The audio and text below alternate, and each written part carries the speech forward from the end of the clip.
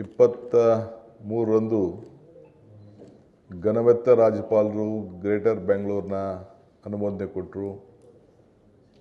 15/5/2025ರಂದು greater Bengaluru authority ಕಾರ್ಯರೂಪಕ್ಕೆ ಬಂತು. 2ನೇ ತಾರೀಕಿಂದ 5 ಕಾರ್ಪೊರೇಷನ್ ಕಾರ್ಯರೂಪಕ್ಕೆ ಬಂತು. ಅಧಿಕಾರಿಗಳೆಲ್ಲ ಜವಾಬ್ದಾರಿಯನ್ನು ತೆಗೆದುಕೊಂಡ್ರು. ಸೆಪ್ಟೆಂಬರ್ 2ನೇ ತಾರೀಕು 10/10/25ರಂದು ಮುಖ್ಯಮಂತ್ರಿಗಳು ಕಾರ್ಪೊರೇಷನ್ ಹಾಲ್ನಲ್ಲಿ ಒಂದು ಹೊಸ ಫಸ್ಟ್ ಮೀಟಿಂಗನ್ನು ಚಾಲನೆಯನ್ನು ಮಾಡಿದ್ದಾರೆ. ಇವತ್ತು ಒಂದು ದೊಡ್ಡ ಕ್ರಾಂತಿಕಾರಿ ಹೆಜ್ಜೆ. ಈಗಾಗಲೇ ನಾವು ಈ ಖಾತಾ ಮಾಡೋಂಥ ವ್ಯವಸ್ಥೆನ ಪ್ರಾರಂಭ ಹಿಂದೆ ಮಾಡಿದ್ದೇವೆ. ಅದು ಚಾಲನೆ ನಡೀತಾ ಇದೆ. ಈ ದೀಪಾವಳಿ ಮುಂದೆ ಬೆಂಗಳೂರು ನಾಗರಿಕರಿಗೆ ಇದು ಹೊರಗಡೆ ಹಳ್ಳಿಗೂ ಕೂಡ ಒಳಗಡೆ CMCಗಳು ಕೂಡ ಮುಂದಕ್ಕೆ ಇದನ್ನು ಎಕ್ಸ್ಟೆಂಡ್ ಮಾಡಲಿಕ್ಕೆ ಆ ಇಲಾಖೆ ನಡೀತಾ ಇದೆ. ನಾನು ಇವತ್ತು ಗ್ರೇಟರ್ ಬೆಂಗಳೂರು ಪ್ರಾಧಿಕಾರದ ವ್ಯಾಪ್ತಿಯಲ್ಲಿರುವಂಥ 5 ಬೆಂಗಳೂರು ನಗರ ಪಾಲಿಕೆಗಳಿಗೆ ಈ ಬಿ ಖಾತೆಯನ್ನು ಎ ಖಾತೆಯಾಗಿ ಮಾಡಲಿಕ್ಕೆ ಒಂದು ಐತಿಹಾಸಿಕವಾದಂಥ ಒಂದು ಕಾರ್ಯಕ್ರಮವನ್ನು ಹಮ್ಮಿಕೊಂಡಿದ್ದೆ. ಇದೊಂದು ರೆವಲ್ಯೂಷನ್ ಸ್ಟೆಪ್. ಇದು ಕ್ರಾಂತಿಕಾರಿ ಬದಲಾವಣೆ. ಬೆಂಗಳೂರು ನಾಗರಿಕರಿಗೆ ಒಂದು ಕ್ರಾಂತಿಕಾರಿ ಬದಲಾವಣೆ.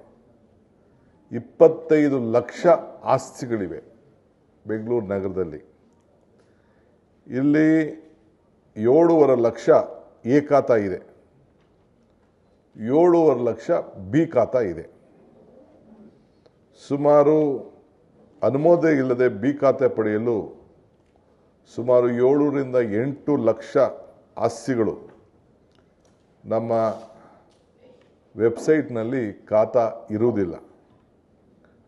ಸೊ ನಮ್ಮ ಸರ್ಕಾರದ 6ನೇ ಗ್ಯಾರಂಟಿ ಏನಪ್ಪ ಅಂದರೆ ಎಲ್ಲರಿಗೂ ಕೂಡ ಭೂಮಿ ಗ್ಯಾರಂಟಿ, ಅಂದರೆ ಅವರ ಆಸ್ತಿಗಳನ್ನು ಗ್ಯಾರಂಟಿಯಾಗಿ ಕಾಪಾಡಿಕೊಳ್ಳಿಕ್ಕೆ ಇದೊಂದು ದೊಡ್ಡ ಕ್ರಾಂತಿಕಾರಿ ಬದಲಾವಣೆಯನ್ನು ನಾವು ಮಾಡಿದ್ದೇವೆ. ನಾವು ಮಾಡ್ತಾ ಇರೋಂಥ ವ್ಯವಸ್ಥೆಯನ್ನು ಗಮನದಲ್ಲಿಟ್ಕೊಂಡು ಸೆಂಟ್ರಲ್ ಗೌರ್ಮೆಂಟ್ನವರು, ಮೋದಿ ಸಾಹೇಬರ ಸರ್ಕಾರ ನಮ್ಮ ಎಲ್ಲ ಅಧಿಕಾರಿಗಳನ್ನ ಕರೆದು ಇಡೀ ದೇಶದಲ್ಲೇ ಯಾರು ಕೂಡ ಇಂಥ ಒಂದು ದೊಡ್ಡ ಹೆಜ್ಜೆಗೆ ಹಾಕಿಲ್ಲ ಅಂಥೇಳಿ ಇವತ್ತು ನಮಗೆ ಶಬಾಷ್ಗಿರಿಯನ್ನು ಕೊಟ್ಟು ಇವತ್ತು ಶುಭ ಹಾರೈಸಿ ಒಳ್ಳೆ ಕೆಲಸ ಮಾಡ್ತಾಯಿದ್ದೀರಿ, ಡಿಜಿಟಲೈಸೇಷನ್ಗೆ ಹೋಗಿದ್ದೀರಿ, ನೀವು ಒಳ್ಳೆ ಕೆಲಸ ಅಂಥೇಳಿ ನಮಗೆ ಪ್ರಶಸ್ತಿಯನ್ನು ಕೂಡ ಕೊಟ್ಟು ಕಳಿಸಿದ್ದಾರೆ. ಇದು ಹೇಳ್ಕೊಳ್ಳಿಕ್ಕೆ ನನಗೆ ಭಾಳ ಸಂತೋಷ. ಯಾರು ಇದಕ್ಕೆ ದುಡಿತಾ ಇರೋಂಥ ನಮ್ಮ BBMP, ಹಿಂದೆ BBMP ಏನಿತ್ತು, ಇವತ್ತು ಗ್ರೇಟರ್ ಬೆಂಗಳೂರು ಏನಿದೆ, ಆ ಎಲ್ಲ ಅಧಿಕಾರಿಗಳಿಗೆ ರಾಜ್ಯದ ಸಾರ್ವಜನಿಕರ ಪರವಾಗಿ, ಬೆಂಗಳೂರು ನಾಗರಿಕರ ಪರವಾಗಿ, ಸರ್ಕಾರದ ಪರವಾಗಿ ನಾನು ಅವರೆಲ್ಲರೂ ಕೂಡ ಈ ಸಂದರ್ಭದಲ್ಲಿ ನಾನು ಅಭಿನಂದಿಸಲಿಕ್ಕೆ ನಾನು ಬಯಸ್ತಾ ಇದ್ದೇನೆ. ಇದು KTCP ಕಾಯ್ದೆ 61ರ ಅಡಿಯಲ್ಲಿ ಅನುಮೋದನೆಗೊಂಡಂಥ ಕೃಷಿ ಜಮೀನು ಎಲ್ಲಿ ಇರೋಂಥ ಕಂದಾಯ ನಿವೇಶನಗಳು ಕೆಲವು ಕನ್ವರ್ಷನ್ ಆಗಿರ್ಬೋದು, ಕೆಲವು ಕನ್ವರ್ಷನ್ ಆಗದೇ ಇರ್ಬೋದು. ಕೆಲವರೆಲ್ಲ ಕಟ್ಟಡಗಳನ್ನು ಕಟ್ಕೊಬಿಟ್ಟಿದ್ದಾರೆ. ಯಾರ್ಯಾರು ಅಂಥವ್ರಿಗೆ ಬಿ ಖಾತಾ ಇಟ್ಕೊಂಡಿದ್ರು ಅವ್ರು ಯಾರು ಕೂಡ ದಾಖಲೆಗಳನ್ನು ಬ್ಯಾಂಕ್ಗೆ ಹೋಗಿ ಸಾಲವನ್ನು ಪಡ್ಕೊಳ್ಳಿಕ್ಕೆ ಆಗ್ತಿರಲಿಲ್ಲ. ಕಾನೂನಡಿಯಲ್ಲಿ ಪ್ಲ್ಯಾನ್ಗಳನ್ನು ಸ್ಯಾಂಕ್ಷನ್ ಮಾಡಿಕೊಂಡೋಕ್ಕೆ ಆಗ್ತಿರಲಿಲ್ಲ. ಎಲ್ಲ ಇಲ್ಲಿಗಲಾಗೆಲ್ಲ ಮಾಡಿಕೊಂಡು ಬರ್ತಾಯಿದ್ರು.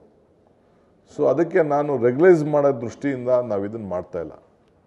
ಬಿಲ್ಡಿಂಗನ್ನು ರೆಗ್ಯುಲೈಸ್ ಮಾಡೋಂಥ ಫಸ್ಟ್ ವ್ಯವಸ್ಥೆಗೆ ನಾವು ಕೈ ಹಾಕ್ತಾಯಿಲ್ಲ. ಈಗ ನಾವು ಕೈ ಹಾಕ್ತಾ ಇರೋದು ಫಸ್ಟ್ ಏನಪ್ಪ ಅಂತಂದರೆ, ಈಗಾಗಲೇ ನಾನು ಹಿಂದೆ ಯಾವ್ಯಾವ ರೆವಿನ್ಯೂ ಲೆವೆಟ್ಸ್ ಇತ್ತು, ಯಾವ ರಸ್ತೆಗಳಿತ್ತು, ಆ ರಸ್ತೆಗಳೆಲ್ಲ ಇನ್ನು ಭೂಮಾಲೀಕರು ಅವ್ರ ಹೆಸರಲ್ಲೇ ಉಳಿಸ್ಕೊಂಡು ಸಾರ್ವಜನಿಕರಿಗೆ ದೋಖ ಮಾಡೋಂಥ ಪಾಣಿಗಳನ್ನು ಡಬಲ್ ರಿಜಿಸ್ಟ್ರೇಷನ್ ಮಾಡೋಂಥ ವ್ಯವಸ್ಥೆ ಕೂಡ ನಡೀತಾ ಇತ್ತು. ಅದಕ್ಕೆ ಕಳೆದ ಕ್ಯಾಬಿನೆಟ್ ಸಂಪುಟದಲ್ಲಿ ಹಿಂದೆ ಸುಮಾರು 3-4 ತಿಂಗಳಿಂದ ಅಸೆಂಬ್ಲಿಗೂ ತೆಗೆದುಕೊಂಡು ಬಂದು ಎಲ್ಲ ರಸ್ತೆಗಳನ್ನು ಸರ್ಕಾರಿ ರಸ್ತೆಗಳಾಗಿ ನಾವು ಘೋಷಣೆಯನ್ನು ನಾವು ಈಗಾಗಲೇ ನಾವು ಮಾಡಿದ್ದೇವೆ. ಇವತ್ತು ಕೂಡ ಯಾವುದ್ಯಾವುದು ರೆವಿನ್ಯೂ ಇರ್ಬೋದು, ಕನ್ವರ್ಷನ್ ಇರ್ಬೋದು, ಪ್ಲ್ಯಾನ್ ಇಲ್ಲದೆ ಈ ಬಿ ಖಾತಾ ಅಂತ ಏನು ಕೊಟ್ಟಿತ್ತು ಅದಕ್ಕೆ ಮುಂದಕ್ಕೆ ಎಲ್ಲ ದಾಖಲೆಗಳನ್ನು ಎ ಖಾತಾ ಆಗಿ ಪರಿವರ್ತನೆ ಮಾಡಲಿಕ್ಕೆ ಒಂದು ಹೊಸ ಅವಕಾಶವನ್ನು 100 ದಿನದಲ್ಲಿ ಮಾಡಿಕೊಡ್ಲಿಕ್ಕೆ ಈ ಅವಕಾಶವನ್ನು ನಾವು ಕೊಡ್ತಾ ಇದ್ದೇವೆ. ಇವತ್ತಿಂದ 100 ದಿನದೊಳಗೆ ಅಂದರೆ 1ನೇ ತಾರೀಕಿಂದ ಇದು ಅಂದರೆ ನಮ್ಮ ಕನ್ನಡ ರಾಜ್ಯೋತ್ಸವ 1ನೇ ತಾರೀಕಿಂದ ಇದು ಪ್ರಾರಂಭ ಆಗ್ತದೆ. ಇದಕ್ಕೆ 500 ರೂಪಾಯಿ ಕಟ್ಟಿಕೊಂಡು ಎಲ್ಲರೂ ಕೂಡ ಆನ್ಲೈನಲ್ಲಿ ರಿಜಿಸ್ಟರ್ ಮಾಡಿಕೊಳ್ಳಿಕ್ಕೆ ಅವಕಾಶ ಕೊಡ್ತಾ ಇದ್ದೀವಿ. ಒಂದೊಂದು ಕಾರ್ಪೊರೇಷನ್ಗೆ 2 ಜಾಗಗಳಲ್ಲಿ ಇದಕ್ಕೆ ಒಂದು ನಮ್ಮ ಕಚೇರಿಗಳನ್ನೇ ಓಪನ್ ಮಾಡಿ ಸಾರ್ವಜನಿಕರಿಗೆ ಯಾರಿಗೆ ಇದು ಆನ್ಲೈನಲ್ಲಿ ಹಾಕ್ಕೊಳ್ಳಿಕ್ಕೆ ಗೊತ್ತಿಲ್ಲ ಒಂದು ಹೆಲ್ಪ್ ಡೆಸ್ಕ್ನ ವ್ಯವಸ್ಥೆ ಮಾಡ್ತೀವಿ. ಮತ್ತು ನಮ್ಮ ಏನು ರೆಗ್ಯುಲರಾಗಿ ನಮ್ಮ ಕಾರ್ಪೊರೇಷನ್ ವತಿಯಿಂದ ಏನು ಕೆಲವು ಕಚೇರಿಗಳನ್ನು ಅದಕ್ಕೇನು ಕರಿತೀವಿ ಬೆಂಗಳೂರು 1 ಅಲ್ಲೂ ಕೂಡ ಅವ್ರಿಗೆ ಮಾಹಿತಿಯನ್ನು ರಿಜಿಸ್ಟರ್ ಮಾಡ್ಕೊಳ್ಳಿಕ್ಕೆ ಅಲ್ಲೂ ಕೂಡ ಅವಕಾಶವನ್ನು ಮಾಡಿಕೊಡ್ತೀವಿ. ಯಾರು 1 ರೂಪಾಯಿ ಲಂಚ ಕೂಡ ಕೊಡಬಾರದು. 500 ರೂಪಾಯಿ ಮಾತ್ರ ಅಫಿಷಿಯಲ್ಗೆ ಫೀಸನ್ನು ಕಟ್ಟಬೇಕು ದಾಖಲೆಗೆ. ಮಿಕ್ಕಿದ ಅವ್ರ ದಾಖಲೆಗಳನ್ನು ಅವರು ಕೊಡಬೇಕು. ಇಲ್ಲ ಅಂದರೆ ನೀವು ಹೋಗಿ ನಮ್ಮ ಕಾರ್ಪೊರೇಷನ್ದು ಒಂದು ಕಾರ್ಪೊರೇಷನ್ಗೆ 2 ಕಡೆ ಏನು ಹೊಸ ಕಚೇರಿಗಳನ್ನು ನಾವು ಪ್ರಾರಂಭ ಮಾಡ್ತಾ ಇದ್ದೀವಿ. ಸಾರ್ವಜನಿಕರಿಗೆ ಸಹಾಯ ಮಾಡಲಿಕ್ಕೆ ಜಾಗವನ್ನು ನಾವು ಇಡ್ತಾ ಇದ್ದೀವಿ. ಅಲ್ಲಿ ಹೋಗಿ ನೀವೆಲ್ಲ ಮಾಡಿಕೊಳ್ಳಿಕ್ಕೆ ಒಂದು ಅವಕಾಶವನ್ನು ನಾವು ಮಾಡಿಕೊಡ್ತಾ ಇದ್ದೀವಿ. 100 ದಿನದ ಮೇಲೆ ಏನಾದ್ರು ಹೋದರೆ ಬಹುಶಃ ಮುಂದಕ್ಕೆ ನಾವು ಆ ಬೆಲೆಗಳನ್ನು ಜಾಸ್ತಿ ಮಾಡುವಂಥ ಒಂದು ಅವಕಾಶ ಇದೆ. ಈಗ ಸದ್ಯಕ್ಕೆ ನಿಮ್ಮ ದಾಖಲೆಗಳನ್ನು ಸರಿ ಮಾಡಿಕೊಳ್ಳಿಕ್ಕೆ 2,000 ಚದರ ಮೀಟ್ರ್ವರೆಗೂ ಕೂಡ 2,000 ಚದರ ಮೀಟ್ರ್ವರೆಗೂ ಕೂಡ ಈ ಅವಕಾಶ ಇದೆ. ಅದಾದ ಮೇಲೆ ಬೇರೆ ದೊಡ್ಡವ್ರಿಗೆ ಈ ಅವಕಾಶ ಇಲ್ಲ. 2,000 ಮೀಟ್ರ್ ಅಂದರೆ ಒಂದು 20,000 ಅಡಿ. 2,000 ಚದರ ಮೀಟರ್ಗೆ ಸರ್ ಆಟೋಮೆಟಿಕ್ ಇದೆ. 2,000 ಮೇಲ್ಪಟ್ಟು ಸ್ವಲ್ಪ ಕ್ಯಾಡ್ ಡ್ರಾಯಿಂಗ್ ಬೇಕು. 2,000ವರೆಗೂ ಚದರ ಮೀಟರ್ವರೆಗೂ ಆಟೋಮೆಟಿಕ್ ಆಗಿ ಇದೆ. 2,000 ಮೇಲಾಯಿತು ಅಂದರೆ ಅದು ಕ್ಯಾಡ್ ಡ್ರಾಯಿಂಗು ಮತ್ತೊಂದೆಲ್ಲ ಕೂಡ ನಾವು ದಾಖಲೆಗಳನ್ನು ನಾವು ಪಡ್ಕೊಳ್ಬೇಕಾಗ್ತದೆ. ಸೊ ಇಲ್ಲಿ ಅವ್ರಿಗೇನಪ್ಪ ಅಂತಂದರೆ 5% ಗೈಡೆನ್ಸ್ ವ್ಯಾಲ್ಯೂ ಏನಿದೆ ಆ ಜಾಗದಲ್ಲಿ ಅದನ್ನು ಅವರು ಫೀಸಾಗಿ ಕಟ್ಟಬೇಕಾಗ್ತದೆ. ಇದನ್ನೆಲ್ಲ ಪರಿವರ್ತನೆ ಮಾಡಲಿಕ್ಕೆ, ಯಾಕೆಂದರೆ ನಾವೆಲ್ಲರೂ ಕೂಡ ಮುಂದಕ್ಕೆ ಇದನ್ನು ಕಟ್ಕೊಂಡ ತಕ್ಷಣ ನಾವೆಲ್ಲರಿಗೂ ಕೂಡ ಕರೆಂಟು, ನೀರು, ಬೇಸಿಕ್ ಫೆಸಿಲಿಟೀಸು, ಡ್ರೈನೇಜ್ಗಳು, ರಸ್ತೆಗಳು ಎಲ್ಲದಕ್ಕೂ ಕೂಡ ನಾವು ಸರಿಯಾದ ರೀತಿಯಲ್ಲಿ ನಾವು ಮಾಡಬೇಕಾಗ್ತದೆ. ಆ ದೃಷ್ಟಿಯಿಂದ ಬರೀ 5% ಮಾತ್ರ ಗೈಡೆನ್ಸ್ ವ್ಯಾಲ್ಯೂನ ನಾವು ಫಿಕ್ಸ್ ಮಾಡಿದ್ದೀವಿ. ಇದು ಎಲ್ಲ ಪ್ರಾಪರ್ಟಿಗಳಾಗಿ ಏಕಾತ ಕಾರ್ಪೊರೇಷನ್ ಆಸ್ತಿಗಳಾಗಿ ರೆವಿನ್ಯೂ ದಾಖಲೆಗಳಿಂದ ಅದು ಕಾರ್ಪೊರೇಷನ್ ದಾಖಲೆ ಆಗಿ ಗ್ರೇಟರ್ ಬೆಂಗಳೂರು ದಾಖಲೆ ಆಗಿ ಪರಿವರ್ತನೆ ಆಗ್ತದೆ. ಸೊ ಯಾರು ಬೇಕಾದ್ರೂ ಮುಂದಕ್ಕೆ ಅವರ ಆಸ್ತಿ ಮೌಲ್ಯಗಳು ಕೂಡ ಜಾಸ್ತಿ ಆಗ್ತದೆ. ಆಸ್ತಿ ದಾಖಲೆಗಳಿಗೆ ಒಂದು ಹೊಸ ವಿಶೇಷವಾದಂಥ ಗೌರವ ಸಿಗ್ತದೆ. ಮುಂದಕ್ಕೆ ಯಾರೇ ಮಾರಬೇಕಾದ್ರೂ ಕೂಡ ಅವರ ಆಸ್ತಿಗಳಿಗೆ ಒಳ್ಳೆ ಬೆಲೆ ಕೂಡ ಬರ್ತದೆ. ಅದಕ್ಕೆ ನೀವು ಬರೀ 5% ಮಾತ್ರ ನೀವು ಕೊಟ್ಟು ರೆಗ್ಯುಲೈಸ್ ಮಾಡಿಕೊಂಡು ನೀವು ಎ ಖಾತಾ ಪಡ್ಕೊಳ್ಳೋಕ್ಕೆ ಬಿ ಖಾತೆಯಿಂದ ಎ ಖಾತೆಗೆ ಪರಿವರ್ತನೆ ಮಾಡ್ಕೊಳ್ಳಿಕ್ಕೆ ಅವಕಾಶ ಮಾಡ್ತಾ ಇದ್ದೀವಿ. ಇದು OC/CC ವಿಚಾರಕ್ಕೆ ಇದು ಸಂಬಂಧ ಇಲ್ಲ. ಅದಕ್ಕೂ ಇದಕ್ಕೂ ಸಂಬಂಧ ಇಲ್ಲ. ಅದೇ ಬೇರೆ ವ್ಯವಸ್ಥೆ, ಇದೇ ಬೇರೆ ವ್ಯವಸ್ಥೆ.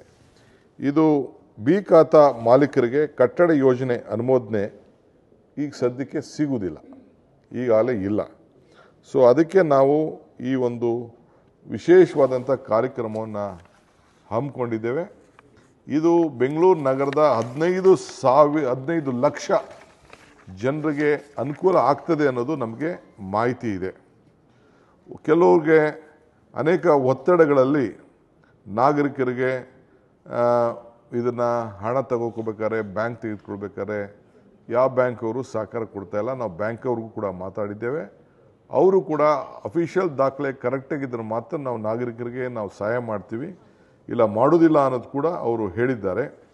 ಸೊ ಅದಕ್ಕೆ ನಾವು ಅವರೆಲ್ಲರೂ ಕೂಡ ನಮ್ಮ ಬೆಂಗಳೂರು ನಗರದ ಪಾಲಿಕೆಗಳಿಂದ ನಾವು ಅನಿಯಂತ್ರಿತ ಮತ್ತು ಅನಧಿಕೃತ ಮಾರಾಟ ಮತ್ತು ಅಕ್ರಮ ಆಸ್ತಿಗಳಿಗೆ ಅವರೇನು ಮಾಡ್ತಾಯಿದ್ರು ಅದನ್ನು ಮುಂದಕ್ಕೆ ಸಾಧ್ಯ ಮಾಡಬಾರ್ದು, ಮಿಸ್ಯೂಸ್ ಮಾಡಬಾರ್ದು, ಬೋಗಸ್ ಡಾಕ್ಯುಮೆಂಟೇಷನ್ ಕ್ರಿಯೇಟ್ ಮಾಡಿ ರಿಜಿಸ್ಟರ್ ಮಾಡಬಾರ್ದು ಅನ್ನೋ ದೃಷ್ಟಿಯಿಂದ ಈ ತೀರ್ಮಾನವನ್ನು ನಾವು ಮಾಡಿದ್ದೇವೆ.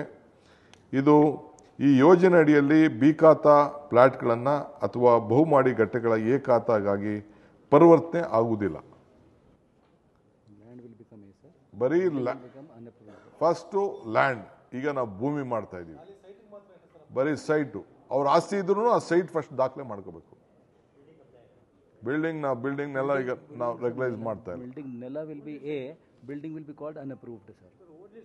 ಫಸ್ಟು ನೆಲ ಅವನ ಭೂಮಿ, ಆಮೇಲೆ ನೆಕ್ಸ್ಟ್ ಪಾಯಿಂಟ್. ಈಗ ಫಸ್ಟು ಅವನು ಎಲ್ಲಿ ನಿಂತಿದ್ದಾನೆ ಆ ಜಾಗ, ಅದೇ ನೆಕ್ಸ್ಟ್ ಪಾಯಿಂಟು. ಅವ್ನಿಗೆ ಆಸ್ತಿ ಪ್ರತಿಯೊಂದು ಅವನ ಅಪ್ಲಿಕೇಶನ್ ಹಾಕಿದ ಮೇಲೆ ಪ್ರತಿಯೊಂದು ಆಸ್ತಿಗೂ ಕೂಡ ನಮ್ಮ ಕಾರ್ಪೊರೇಷನ್ನ ಅಧಿಕಾರಿಗಳು ವಿಡಿಯೋ ಮತ್ತು ಫೋಟೋಗ್ರಾಫ್ ತೆಗೆದುಕೊಂಡು ಎಲ್ಲ ದಾಖಲೆಗಳನ್ನು ಅವರು ಅಪ್ಲೋಡ್ ಮಾಡ್ತಾರೆ ವಿತ್ ಫೋಟೋಗ್ರಾಫ್ಸ್. ಯಾರು ಮಾಲೀಕರಿದ್ದಾರೆ ಆ ಮಾಲೀಕರನ್ನ ಮನೆ ಮುಂದೆನೇ ನಿಲ್ಲಿಸ್ಬಿಟ್ಟು ಅವ್ರ ಆಸ್ತಿ ಮಾಲೀಕರನ್ನ ಇಟ್ಕೊಂಡು ಅವರು ದಾಖಲೆಗೆ ತೆಗೆದುಕೊಂಡು ಬರ್ತಾರೆ. ನಾಳೆ ಬೆಳಗ್ಗೆ ಯಾರ್ದೋ ದಾಖಲೆಗೆ ಯಾರೋ ನಿಂತ್ಕೊಂಡ್ರು ಏನು ಮಾಡಿದ್ರು ಅನ್ನೋದು ಬೇಡ ಅಂತೇಳಿ ಅದನ್ನು ಜನರಿಗೆ ರೀಚೆಕ್ ಮಾಡ್ಕೊಳ್ಳಿಕ್ಕೂ ಕೂಡ ಅದಕ್ಕೂ ಕೂಡ ಅಬ್ಜೆಕ್ಷನ್ ಕರೀಲಿಕ್ಕೆ ಯಾರ್ದಾರು ಅಬ್ಜೆಕ್ಷನ್ ಮಾಡಲಿಕ್ಕೆ ಮಾಡ್ತಾರೆ. ಆದರೆ ಸರ್ಕಾರದ ಜಾಗ ಇಲ್ಲ ಅಂದರೆ PTCL ಜಾಗ ಕೇಸ್ಗಳು ಲಿಟಿಗೇಷನ್ನು ಇದಕ್ಕೆ ಯಾವುದೂ ಸಂಬಂಧ ಇಲ್ಲ. We will not entertain government places. ಅದೇ ಬೇರೆ, ಅದು ಬೇರೆ 94C ಏನಿದೆ ಅದು ಬೇರೆ ವಿಚಾರ.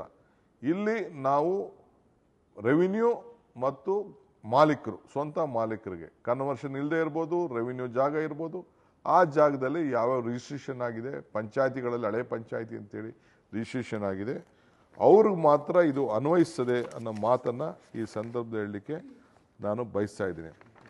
ಈಗಾಗಲೇ ನಾನು ಆಗಲೇ ಹೇಳ್ದಂಗೆ ನಮ್ಮ front side public road, private road, ಅದಕ್ಕೆ ಕನ್ವರ್ಟ್ ಮಾಡಲಿಕ್ಕೆ ಪಬ್ಲಿಕ್ ರೋಡ್ ಆಗಿ, ಪ್ರೈವೇಟ್ ರೋಡ್ ಅಂತ ಇದ್ರೂ ಕೂಡ ಪಬ್ಲಿಕ್ ರೋಡ್ ಆಗಿ ಕನ್ವರ್ಟ್ ಮಾಡಲಿಕ್ಕೂ ಕೂಡ ಇದಕ್ಕೆ ಎಲ್ಲ ವ್ಯವಸ್ಥೆನ ಮಾಡ್ತಾಯಿದ್ದೀವಿ. ಅರ್ಜಿ ಸಲ್ಲಿಸೋಕ್ಕೆ ಇದು ಶುಲ್ಕ ಏನಿಲ್ಲ, ಬರೀ 500% ರಿಜಿಸ್ಟ್ರೇಷನ್. 500 ರೂಪಾಯಿ ಎಲ್ಲರಿಗೂ, ಯಾಕೆಂದ್ರೆ ಅವ್ನು ದಾಖಲೆ ಇರಲಿ, ಅವ್ನು ದುಡ್ಡು ಕಟ್ಟಿದ್ದಾನೆ ಅಂತ ಅಂದ್ಬಿಟ್ಟು ಆನ್ಲೈನಲ್ಲೇ ಆ 500 ರೂಪಾಯಿ ಕಟ್ಟಬೇಕಾದ್ರೂ ದಾಖಲೆ ಕಟ್ಟಬೇಕು. ಏಕೆಂದರೆ ಸುಮ್ಮನೆ ನಾವು ಬರೀ ಫ್ರೀ ಇದ್ಕೊಂಡು ಅವನು ನಮಗೆ 500 ರೂಪಾಯಿ ಮುಖ್ಯ ಅಲ್ಲ, ಇದಕ್ಕೊಂದು ಪ್ರೊಸೆಸಿಂಗ್ ಫೀಸ್ ಅಂತಾರು ಕೂಡ ಒಂದು ಇಡಬೇಕು ಅಂತ ಅದಕ್ಕೊಂದು ಅವಕಾಶ. ಇಲ್ಲಾಂದರೆ ಯಾರೋ ದುಡ್ಡು ಕೇಳೋದು ಮಾಡೋದು ಇವೆಲ್ಲ ಜಾಸ್ತಿ ಮಾಡೋದು ಇವೆಲ್ಲ ಮಾಡ್ತಾರೆ. ಅದಕ್ಕೆ ಒಂದು ದಾಖಲೆಗೆ ಒಂದು 500 ರೂಪಾಯಿ ಅಂತ ನಾವು ಇಡ್ತಾ ಇದ್ದೀವಿ. ಇದಕ್ಕೆ ಫಸ್ಟು ಅವನು ರಿಜಿಸ್ಟರ್ ಮಾಡ್ಕೊಳ್ಬೇಕಾರೆ ಅದನ್ನು ಆನ್ಲೈನಲ್ಲಿ ಇದಕ್ಕೆ ಹೋಗಿ ಬೇಕಾದ್ರೆ ಅವನು ಅಲ್ಲಿ 2 ಅಕೌಂಟ್ ಓಪನ್ ಮಾಡಿರ್ತೀವಿ, ಅದಕ್ಕೇನು ಬೇಕೋ ವ್ಯವಸ್ಥೆನ ಮಾಡ್ಕೊಳ್ಳಿಕ್ಕೆ ಒಂದು ಅವಕಾಶ ಇದೆ.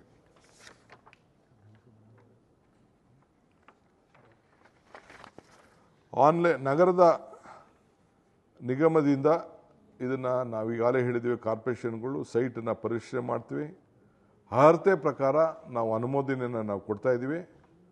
ಆಮೇಲೆ ಅನ್ವಯಿಸುವಂಥ 5% ಏನು ನಾವು ಹೇಳ್ತಾ ಇದ್ದೀವಿ ಗೈಡೆನ್ಸ್ ವ್ಯಾಲ್ಯೂ, ಅದನ್ನು ಪಾವತಿ ಮಾಡಲಿಕ್ಕೂ ಅವಕಾಶ ಮಾಡಿಕೊಡ್ತಾ ಇದ್ದೀವಿ. ಫಸ್ಟ್ 100 ಡೇಸ್ಗೆ ಈ 5% ನಾವು ಇಟ್ಟಿರ್ತೀವಿ. ಅದಾದಮೇಲೆ ರೇಟು ಜಾಸ್ತಿ ಆಗಬೇಕಾಗ್ಬೋದು. ನಾನು ಇಷ್ಟು ಅಂತ ನಾನು ಹೇಳಕ್ಕೆ ಹೋಗೋದಿಲ್ಲ, ರೇಟ್ ಜಾಸ್ತಿ ಆಗ್ಬೋದು. ಈ 100 ದಿನದೊಳಗಡೆ ಎಲ್ಲರೂ ಕೂಡ ನಾಗರಿಕರು ಈ ಅವಕಾಶವನ್ನು ತಾವು ಉಪಯೋಗಿಸ್ಕೊಳ್ಬೇಕು ಅಂಥೇಳಿ ತಮ್ಮೆಲ್ಲ ಮಾಧ್ಯಮ ಸ್ನೇಹಿತರ ಮುಖಾಂತರ ನಾನು ಇದನ್ನು ಘೋಷಣೆ ಮಾಡ್ತಾಯಿದ್ದೀನಿ, ನಾನು ಮನವಿಯನ್ನು ಮಾಡ್ತಾಯಿದ್ದೀನಿ.